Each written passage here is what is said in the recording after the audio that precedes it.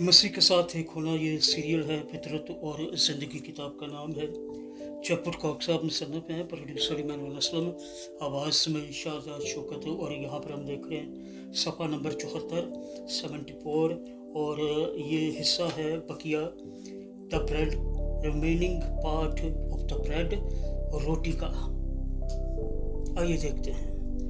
इसराइलियों को अपने बियाबानी सफ़र में भूख लगी, चुनांचे खुदा ने अपने लोगों को मन नामी रोटी फराहम की ताकि हर शख्स के पास खाने और ज़िंदा रहने के लिए काफ़ी हो। हवाला नोट फरमाइएगा।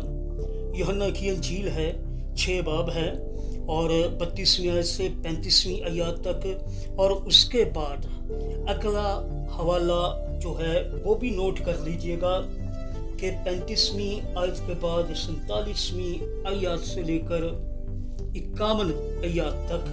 और खुदावंद के कलाम में यूं मरकूम है, यसू ने उनसे कहा, मैं तुमसे सच कहता हूँ कि मूसा ने तो वो रोटी आसमान से तुम्हें नहीं दी, लेकिन मेरा बाप तुम्हें आसमान से हकीकी रोटी देता है, क्योंकि खुदा की रोटी वो है जो आसमान से उतर कर दुनिया को ज़िंदगी बख्शती है।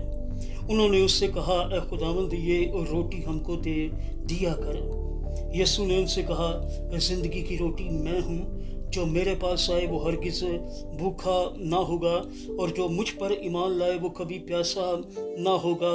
मैं तुमसे सच कहता हूँ कि जो ईमान लाता है हमेशा की ज़िंदगी उसी की है या उसकी है।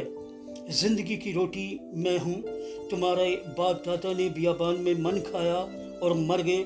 ये वो रोटी है जो आसमान से उतरी है ताकि आदमी उसमें से खाए ना मरे। मैं हूँ वो ज़िंदगी की रोटी जो आसमान से उतरी।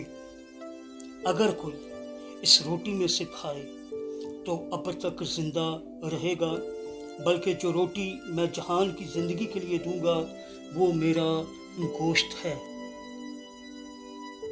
खुदावंद के पाक कलाम के पढ़े सुने जाने पर बरकत नाज़िल हो। सब कहिएगा आमीन। खुदावंद का शुक्र हो।